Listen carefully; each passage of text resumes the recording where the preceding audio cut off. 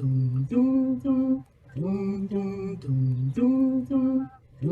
am sitting here wanting memories to teach me to see the beauty in the world through my own eyes. Yes, I am sitting here wanting memories to teach me to see the beauty in the world through my own eyes. You used to rock me in the cradle of your arms. You said you'd hold me till the pains of life were gone. You said you'd comfort me in times like these, and now I need you. Now I need you. And you are gone. I am sitting here wanting memories to teach me to see the beauty in the world through my own eyes. Now that you've gone and left me, there's been so little beauty, but I know I saw it clearly through your eyes. Now the world outside is such a cold and bitter place. Here inside I have few things that will console. And when I try to hear your voice above the storms of life, then I remember all that I was told. I am Bring me all your dreams, you dreamers. Bring me all your heart melodies, that I may wrap them in a blue cloud cloth. Yes, I am sitting here Far from the too rough fingers of the world. to see the beauty. Bring me all your dreams, you dreamers. Pick on the things that made me feel so wonderful when I was young. I think on the things that made me laugh, made me dance, made me sing. I think on the things that made me grow into a being full of pride. I think on these things, for they are true. I am sitting here wanting memories to teach me to see the beauty in the world through my own eyes. I thought that you were gone, but now I know you're with me. You are the voice that whispers all I need to hear. I know a please and thank you and a smile will take me far. I know that I am you and you are me and we are one. I know that who I am is numbered in each gray house, and I know that I've been blessed again and over again. I am sitting here wanting memories to teach me to see the beauty in the world through my own eyes. Yes, I am sitting here wanting memories to teach me to see the beauty in the world through my own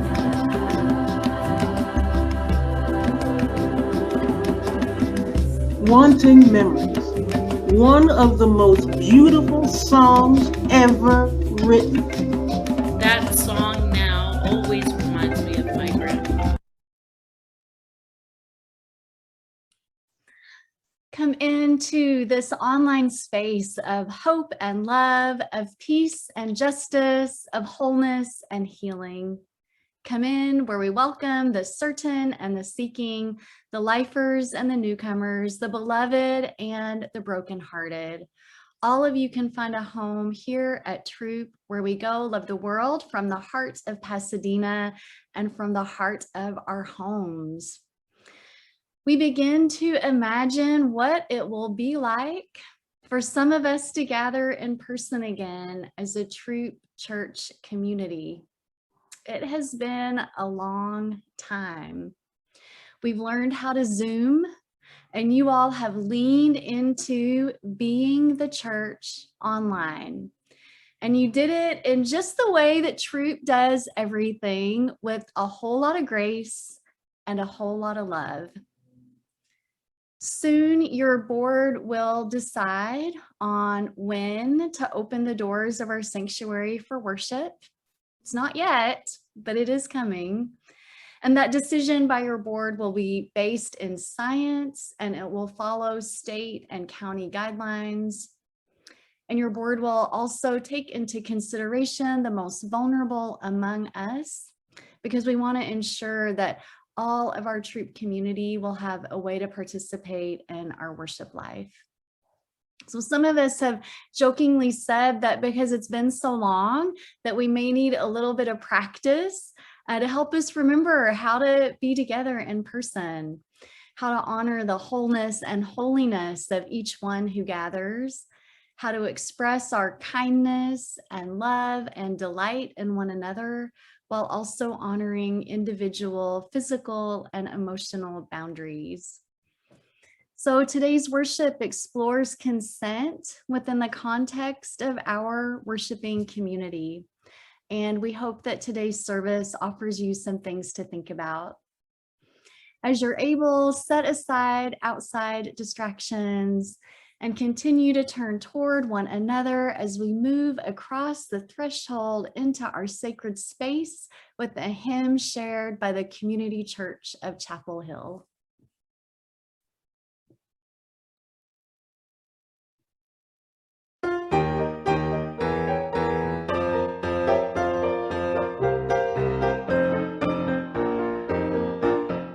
Enter, rejoice, and come in. Enter, rejoice, and come in. Today will be a joyful day. Enter, rejoice, and come in. Open your ears to the song. Open your ears to the song. Today will be a joyful day. Enter, rejoice, and come in. Open your hearts, everyone. Open your hearts, everyone. Today will be a joyful day. Enter, rejoice, and come in. Don't be afraid of some change. Don't be afraid of some change. Today will be a joyful day. Enter, rejoice, and come in. Enter, rejoice, and come in. Enter, rejoice, and come in. Today will be a joyful day. Enter, rejoice, and come in.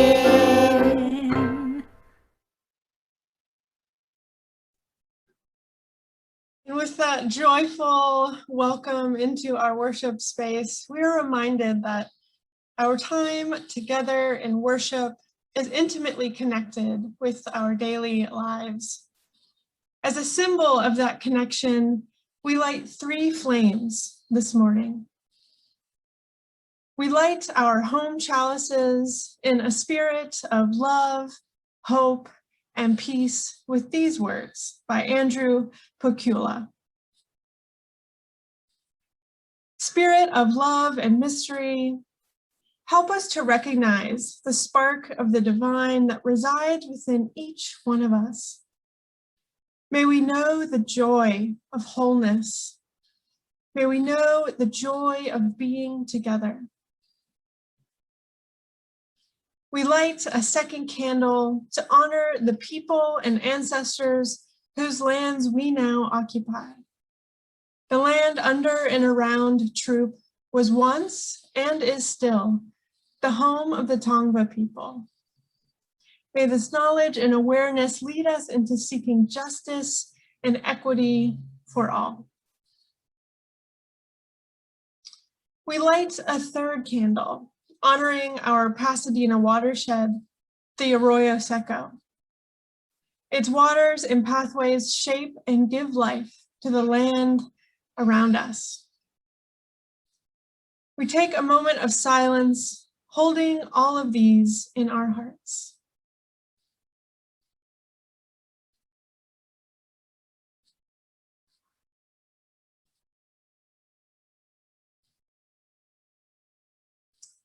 May it be so. And troop, as we do each Sunday, we've joyfully entered this space. I invite you to greet one another in the chat box. You can share your virtual hugs and hellos with one another. I'll read a few of those aloud. And as we take a moment to do that, I invite us all to say a quick hello and wave to our friends on Facebook Live. We know you're here with us. Thank you for being here.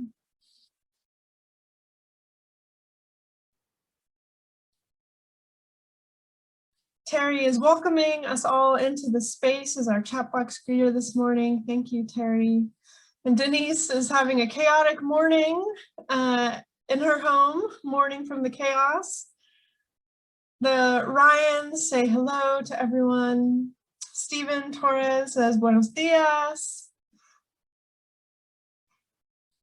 And a big warm welcome from me to all of you into this space this morning. Those of you who've been with us for a long time, and those of us who are maybe visiting for the first or second or third time this morning, we're so glad you're here.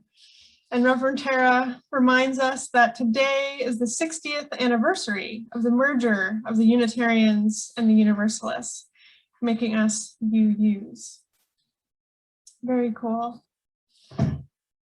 Wonderful. Well, welcome everyone. I invite you to continue sharing your hellos in the chat box during service. There'll be additional moments where you're welcomed to share in the chat box as well.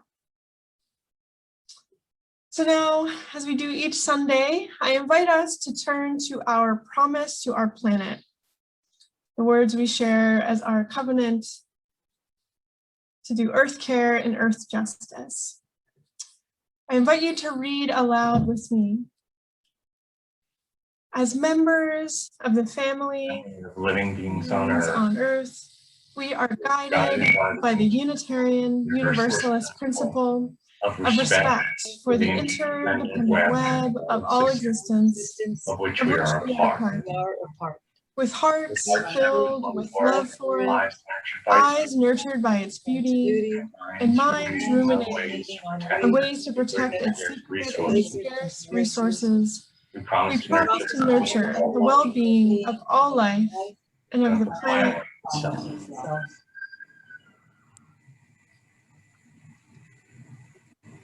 Today we're going to be talking about faithful consent, some reminders about how we can honor the worth and dignity of each other when we are in real life community, but also in online community together. And one of the lessons we want to lift up today is a video meant for all ages and all experiences. And it's called Consent for Kids. It's something all of us, I think, can probably benefit from it. Ripley, can you come in?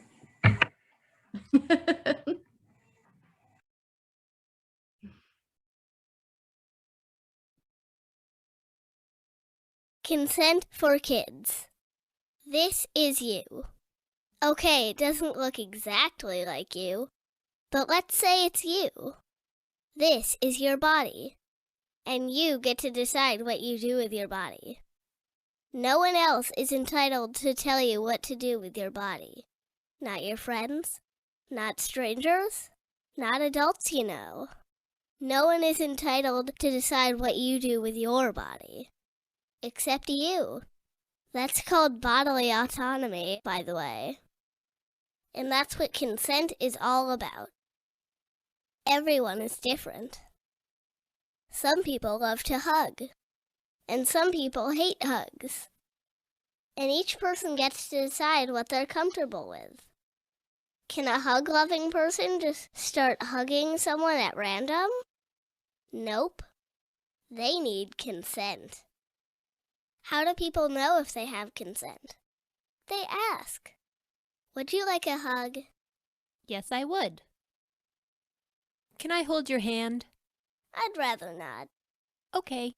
If a person doesn't say yes, Can I hug you? then they haven't given their consent. It's really pretty simple. Ask for consent, listen to the answer. By the way, if a person bribes someone or threatens someone to say yes, that's not consent. Sometimes adults will try to tell a kid what to do with their body. Go kiss Aunt Doris goodbye. But the kid still gets to decide. No thanks, that makes me uncomfortable. I'll just wave goodbye. Some things kids can't consent to. They can't enter into legal contracts. They can't vote. And they can't consent to sexual stuff, 'cause they're kids. So if an adult does something that kids can't consent to, that's not okay. The adult is wrong, and it's not the kid's fault. And that's when it's most important to tell a trusted adult, like a teacher. Why? Because it's your body, and no one else is entitled to tell you what to do with it. Practice consent.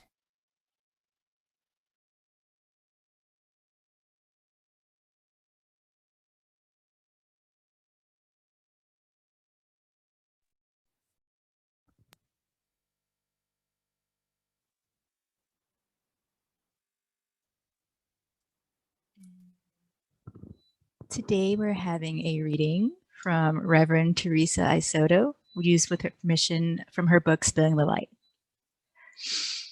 To be free, you must embrace the breath of your own existence without apology, even if they try to take it from you. You must know, not that you can do whatever you want. You are not a kudzu vine eating entire hillsides for the purpose of feeding your own lush life. You must know instead that inside you are entire universes, milky blue, magenta, and gold, expanding. But to actually be free, you must know and must fight for the entire universes inside everyone else. Being free is not a license, but a promise. Thank you. Thank you, Stephanie. So as we continue to gather here as an online church community today, just mindful of our connections with one another through space and time, I invite you to sort of start bringing yourself into more of a sense of mindfulness, some centeredness. As you're just feel able, take just like a really sweet breath in. Maybe this is the first time today that you've fully noticed your breath. And to exhale. If it feels right for you to gently close your eyes, this is a moment to do that. It's definitely not mandatory. I always enjoy putting my hand on my heart just as another way to connect my mind and breath in with my body. One thing going on in our chat right now is some intentional gratitude for people who were in the troop garden yesterday, and I love seeing all of that excited gratitude. And mindful that not everyone was there, I invite you as we kind of come into this moment of just stillness and breath, and to offer yourself some gratitude. Maybe it's gratitude for yourself that you actually made it onto the Zoom today, either with camera on or camera off. We're just glad that you're here. Maybe a little bit of gratitude for yourself for some kindness that you offered to yourself this morning or over the weekend. And if you haven't offered yourself kindness yet, you have time this afternoon to do that. And then also to offer up gratitude for the people who also showed up here today, and reminding us that we are not in this world all alone.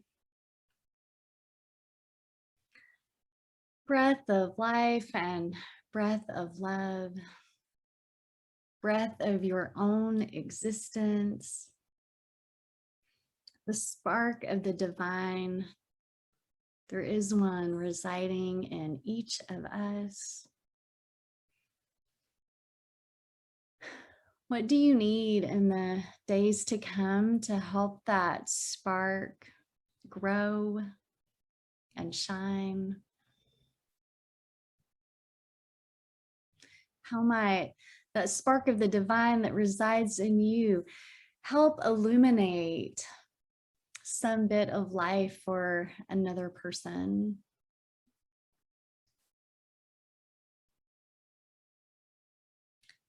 We offer up our collective gratitude for our bodies, which hold us and move us through this always complicated and complex world.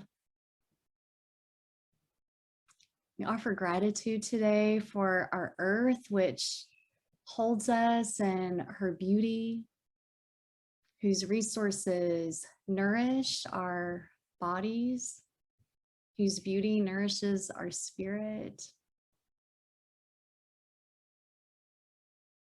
And the sounds of earth nourish our ears, bring in just the unique and sweet songs that carry us through our life.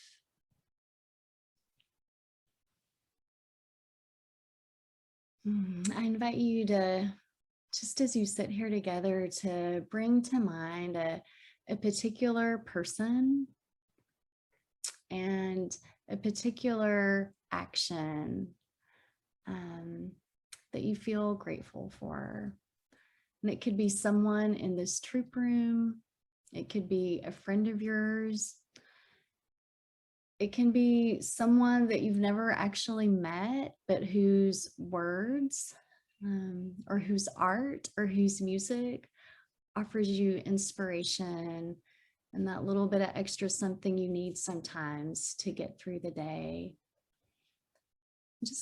Just send your gratitude and love and thanks out to whoever that person is.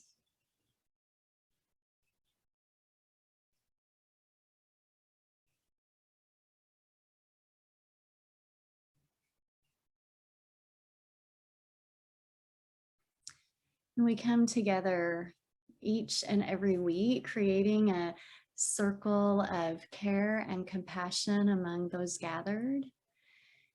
And I'm always aware that the faces and names that I see on the screen are connected to many other circles in their lives.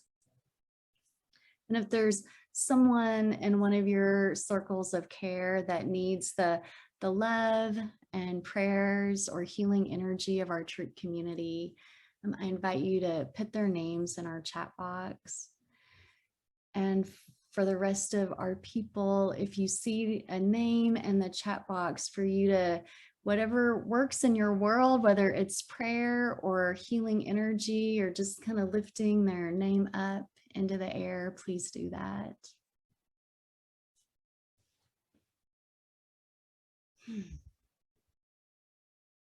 And we send our prayers to Denise's friend, Jean Alper, to Nancy Becker Kennedy.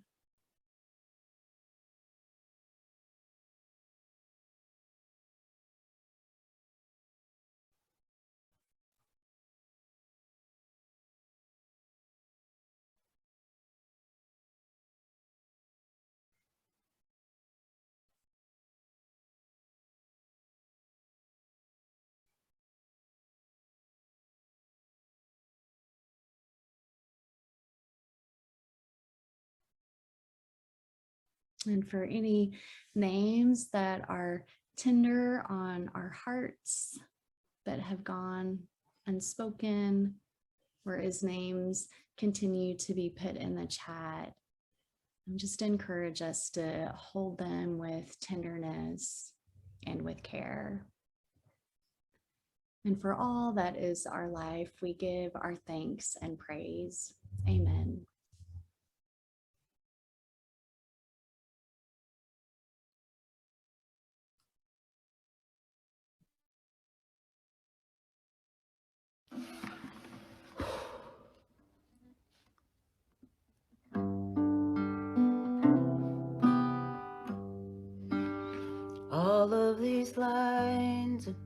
cross my face.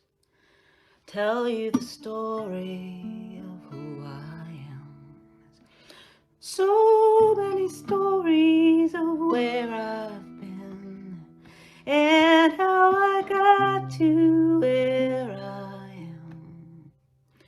But these stories don't mean anything if you got no one to tell them to. It's true.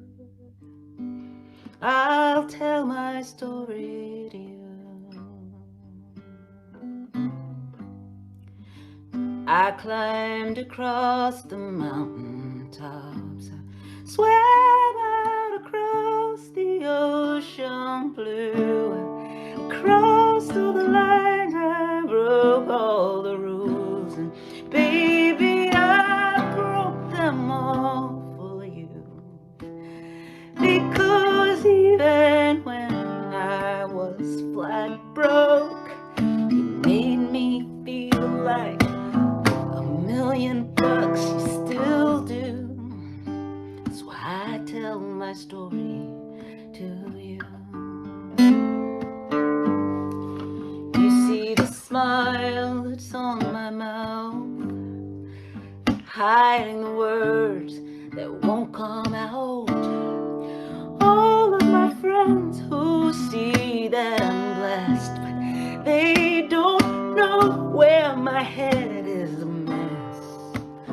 Oh, they don't know who I really am, and they don't know all that I've been through like you do. I'll tell my story to you. It's true. You've made my story true.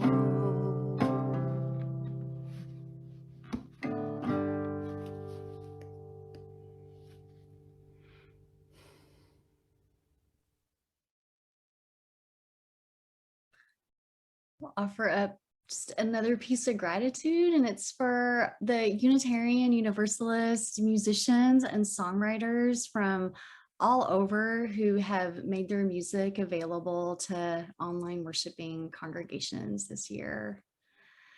So today for the reflection, Liz and I are both going to be spotlighted, I think. And hey, and we're yeah, we have some like questions and scenarios in a way that we're just gonna kind of go back and forth about as we think about ways to have faithful consent and intention with one another. Two of the most common reasons people give for coming to church are finding community and to make meaning out of their lives. And one of the ways we do both of those, make community together and make meaning, is through sharing our stories. And each one of your life stories is precious. And when we're in a group of people where we feel some level of comfort, we can begin to share those stories. And through our telling and through listening to stories of others, we deconstruct and reconstruct our life narrative so we can make sense of ourselves and the world around us. Have you ever been in a space where you didn't feel like you could be yourself? Or where you felt protective of some part of your story or your identity because you were scared that it wouldn't be honored or celebrated? Well, at Troop, we want to be mindful of each other's physical and emotional boundaries as a way to encourage each person to show up as fully as they can or as much as they're ready to. My colleague and friend, Reverend Kent Doss, spoke about boundaries and consent as a way of embodying our Unitarian Universalist values. He said, it's how we choose to be in relationship with our bodies and in relationship with others' bodies. Consent is a tool to uphold the worth and dignity of other people and to provide justice, equity, and compassion in our relationships. So Liz and I are going to explore a few real life situations that can arise at church, and we'll offer some ways to think about and practice being in community while being mindful about consent. So Liz, throughout the pandemic, I have really missed seeing people in person, and I know I'm not the only one. And one thing that I've heard people say and that I have said is that I can't wait to start hugging folks again.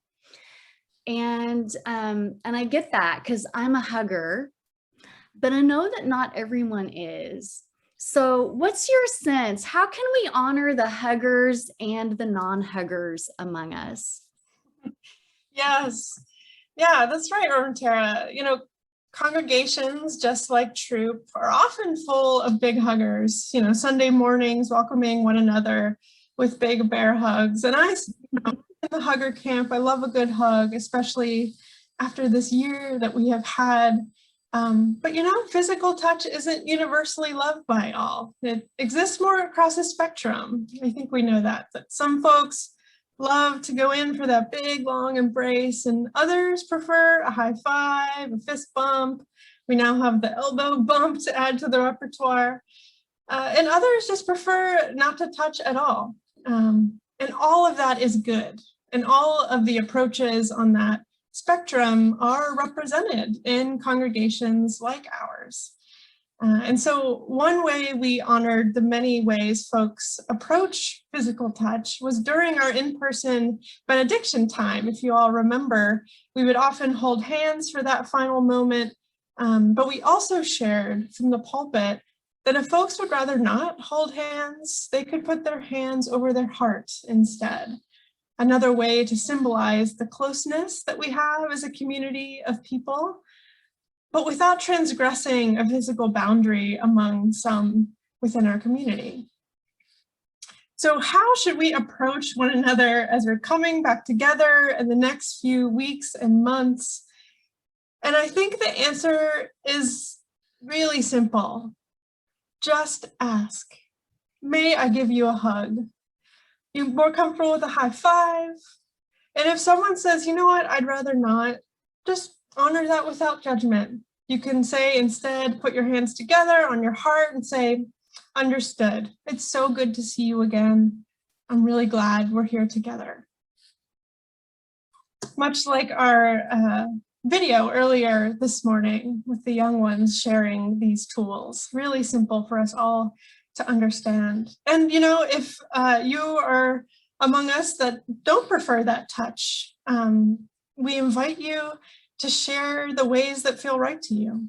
There's so many reasons folks would rather not, notwithstanding these ongoing realities of the pandemic and the unnecessary risk.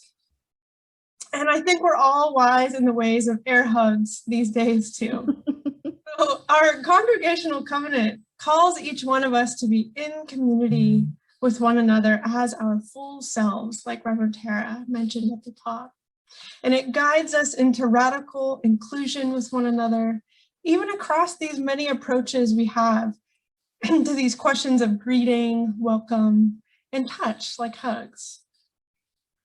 And I know this is such an exciting prospect that we might be back together again in person sometime in the next few months. And I know we are all bound to be extra enthusiastic when we do gather together again. And that excitement often just flows. One thing that sometimes flows in that is lots of excited compliments. How wonderful. Reverend Tera, how might we approach this with loving consent and radical inclusion? Thank you. I had to really ponder this idea of compliments in relationship to consent. I'm from the South, if you maybe have heard my Arkansan accent. And, you know, growing up, one way that white women in my community start to open up and build bonds with one another is through the art of complimenting each other. So I have often viewed compliments as a way of creating friendships with people.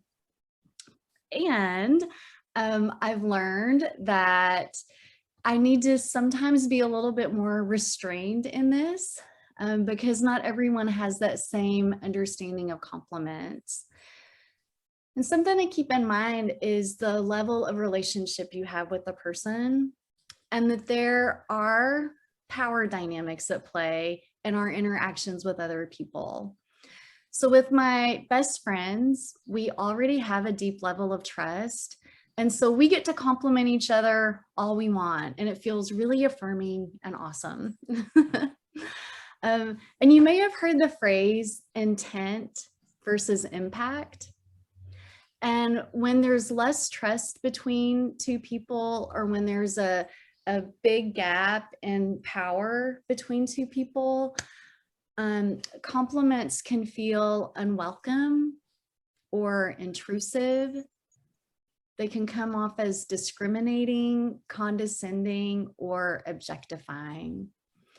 And if you're the one offering a compliment to someone that you don't really know that well, or where there's a big difference in power, you might not even realize that your words that you're offering with a lot of great intent are actually landing on that other person with a really big ouch.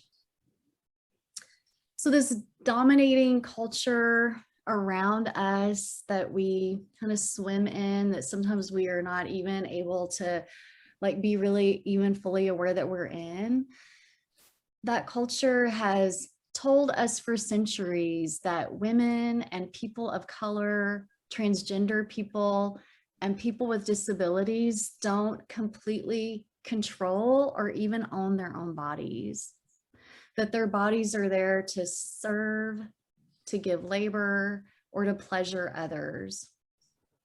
And so what might feel like a non-threatening comment can be heard very differently, just because there are, like, you know, so many layers of suffering and harm between what someone from the kind of more, you know, dominating culture, maybe white, maybe male, maybe heterosexual cultured person might be offering to someone who's from a different standpoint.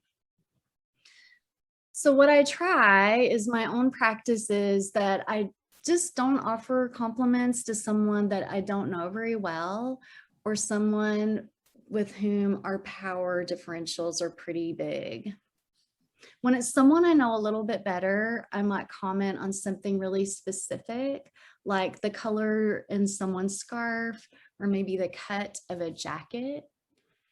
And I would just say to you all that when you're at church, unless it's someone you know really, really well, and that it's someone you have a high level of trust with, if you don't have that relationship with someone, you probably want to stay away from commenting on someone's physical appearance in any way. I would just say keep that for your closest friends and family. So Liz, when we're engaging with other people, are compliments the only thing we need to be mindful of? Are there other topics that we should really be thoughtful of as we're engaging one-on-one or in groups with people?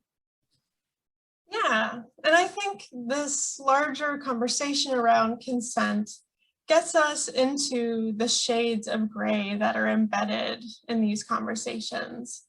And I think when we're talking about this broad idea of inappropriate conversation, I think most all of us know that our church spaces are places where all ages and experiences are present, and that we should engage accordingly.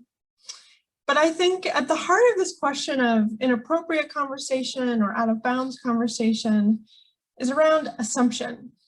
So assuming certain things about one another, about ourselves, and about our community.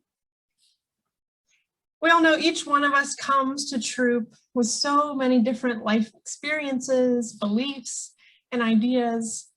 And together our Troop tapestry is so bright and colorful and multi-layered.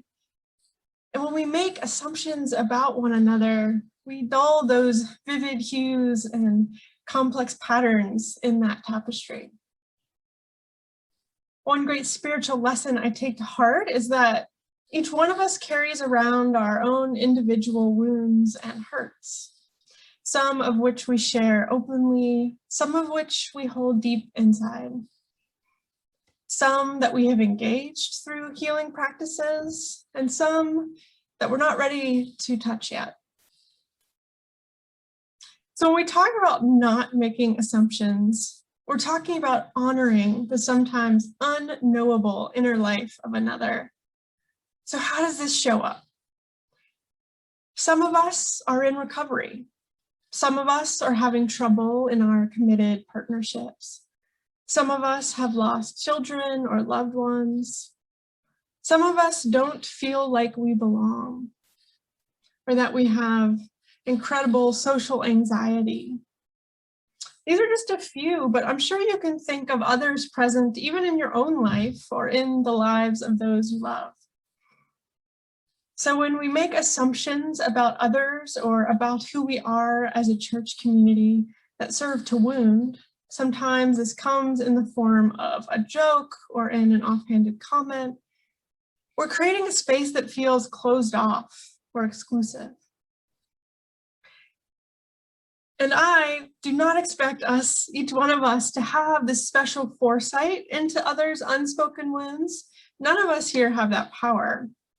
But what I do hope and expect is that part of our growing culture of consent includes the practice of meeting one another where we are, of not making assumptions about one another. When we do this, we create so much more space for connecting and growing and learning together with authenticity and trust. And I think importantly, we're honoring the truth of one another, including those unknowable pieces of them. So Reverend Tera, we've been getting at this a bit throughout our service this morning, and I think it's an important one. Words have power. They have the power to name, to define, to honor or dishonor. So when someone says, oh, they're just words, it's not a big deal, how do you approach that conversation? One thing I love about Unitarian Universalism is we believe in the power of conversation, sharing our stories and sharing our personal beliefs with one another. And we believe that when two people dialogue, that both of us can learn and both of our beliefs can grow stronger based on what we learn from each other. And this shows up in our UU principles as acceptance of one another and encouragement to spiritual growth and the free and responsible search for truth and meaning. Each year, Troop offers a lay sermon writing class. Lynn Sexton teaches it with me, and this year Liz taught with us. And one thing we say to the participants is that on any given Sunday, we have people who are coming into worship with the biggest joy they can imagine on their heart. And that there's at least one person with us that morning with a grief so deep it is threatening to pull them under. And that we have to be mindful of both of those realities and everything in between. I spent 13 years directing UU camping programs, and one of our guiding philosophies was freedom with responsibility. We wanted our campers to explore, to follow their curiosity, to try new things, and their actions and their language needed to take in the safety and well-being of themselves and the rest of the camp community. Now, I know there are some really strong beliefs and opinions at our church, and these range from everything from theology to spiritual practices to economic systems, and like, hello, let's not even get into all the different gardening philosophies among us. So to go back to my camp director days, at camp, we would say, don't marsh my mellow, which meant if someone says they love crunchy peanut butter, don't stick out your tongue and say that smooth and creamy is the only way to go. It's really important to use language that honors the other person. And this is one reason that you see some of us with our pronouns on the screen today next to our names. It's because we want to refer to people in a way that shows them dignity and that fully sees them for all of who they are. In Unitarian Universalism, we understand that language evolves. And one way we experience that evolution is through our hymns. You'll note that we are changing language, that back when our hymnal was produced in the 90s, that language felt fresh and faithful to who we were then. But today, some of that language seems ableist or overly gendered. And we're changing the language so that all of us can hear ourselves reflected in our communal singing. And then another way we practice responsibility is that as a church community, we are not going to promote ideas or theories that perpetuate harm for any one of us, nor in any traditionally marginalized communities.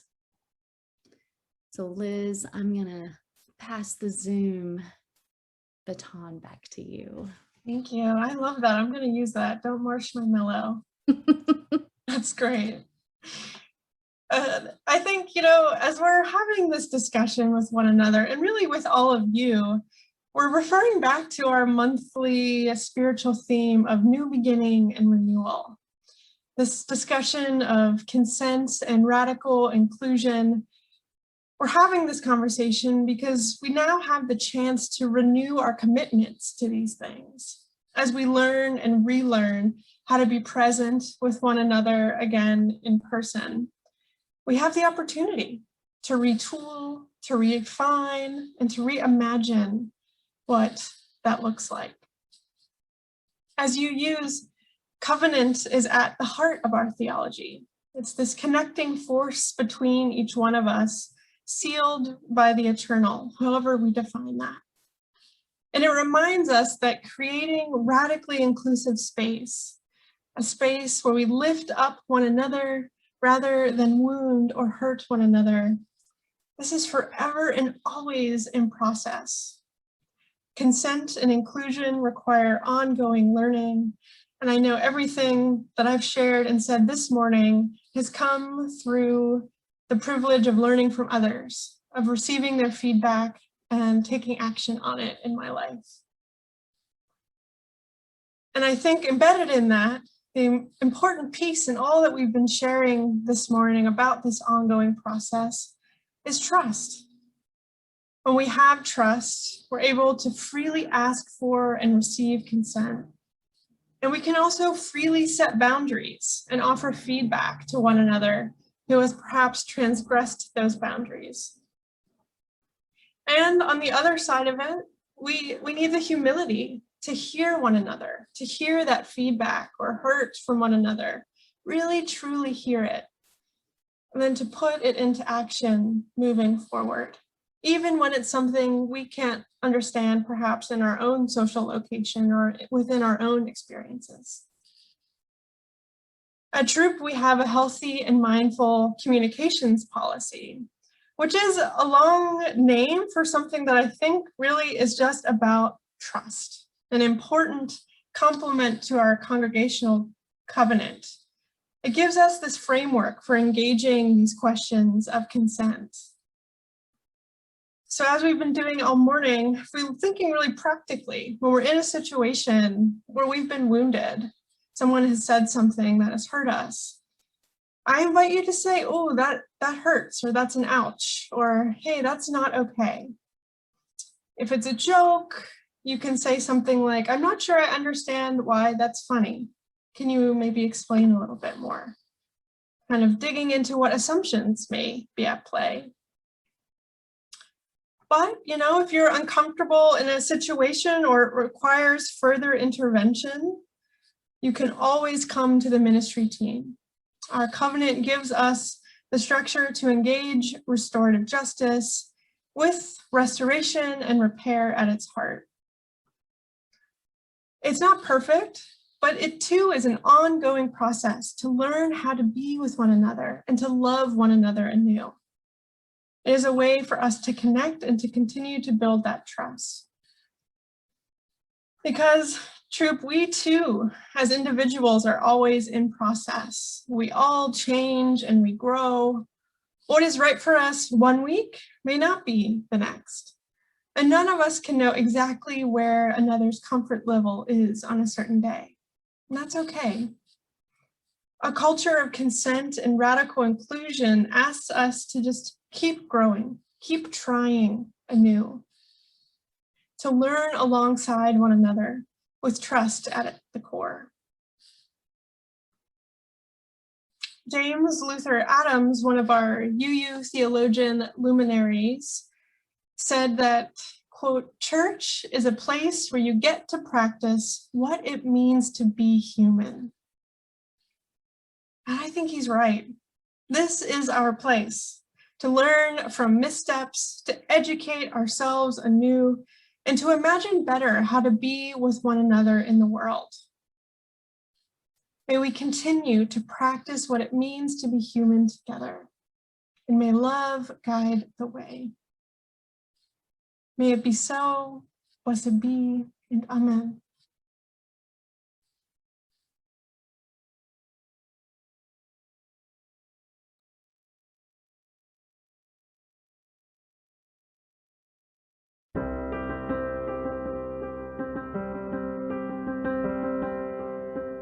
I hear a bird chirping up in the sky. I'd like to be free like that, spread my wings so high. I see the river flowing, water running by. I'd like to be that river, see what I might find. I feel the wind blowing, slowly changing time. I'd like to be the wind, I'd swirl and shake the sky. I smell the flowers blooming, opening for spring. I'd like to be those flowers, open to everything.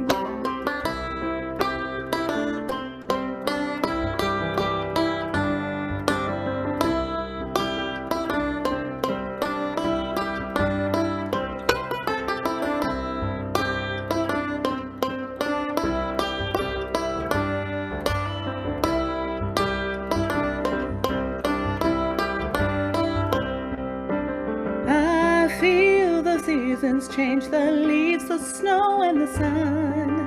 I'd like to be those seasons made up and undone. I taste the living earth, the seeds that grow within. I'd like to be that earth, the home where life begins. I see the moon horizon reaching into night. I'd like to be that moon, a knowing, glowing light. I know the silence as the world begins to wake. I'd like to be that silence as the morning breaks.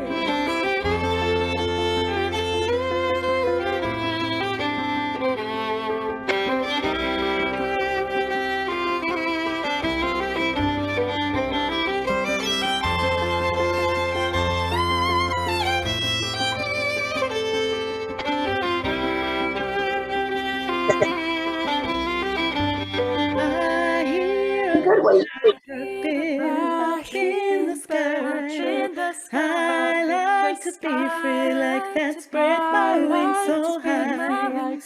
I see the river flowing, water running by.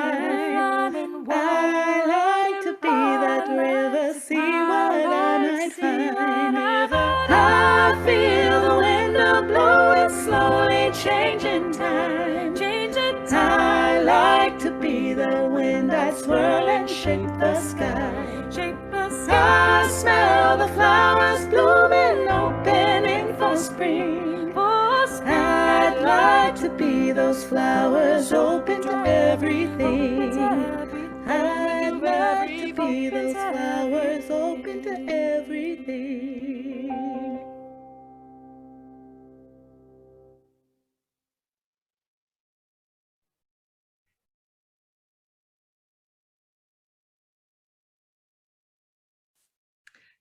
Some of the flowers in that video are blooming right now in Troop Learning Garden. As members and friends of Troop, we support one another through the changing seasons of our lives. We celebrate the joys and we grieve through the sorrows. Your donations of time, talent, and treasure ensure that Troop is here when someone who is needing the loving embrace of community can find it. If you're able to make a financial contribution today, you can give online, you can text to give, or you can send a check into the church. And the ways you can give will be on your screen and in the chat box.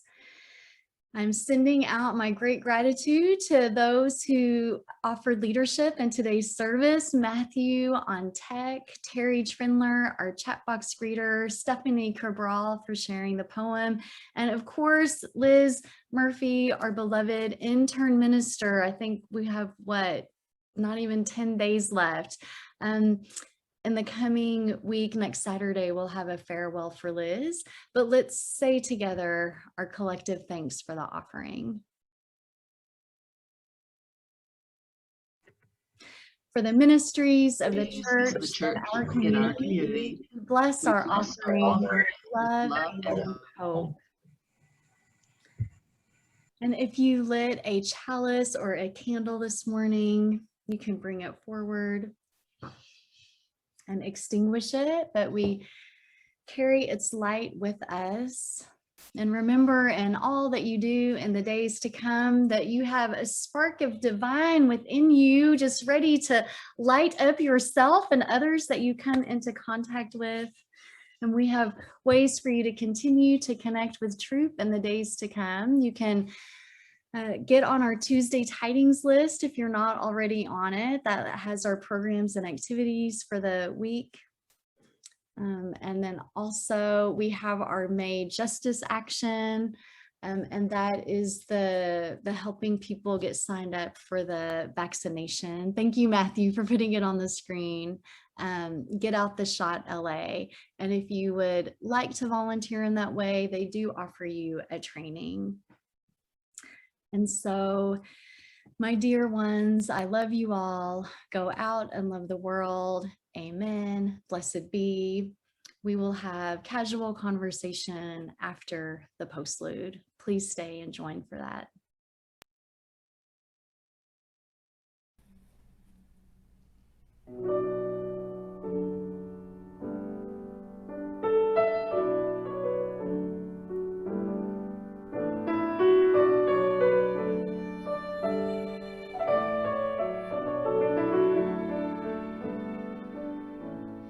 May channels fall with streams of love within, may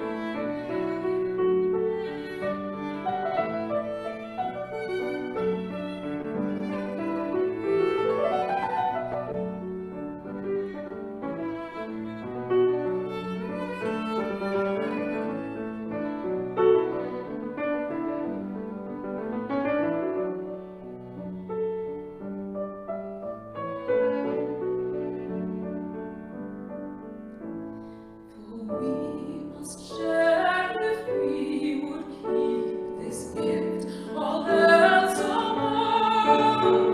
We cease to give, we cease to have such is the love of, such is the love of, such is the love of love.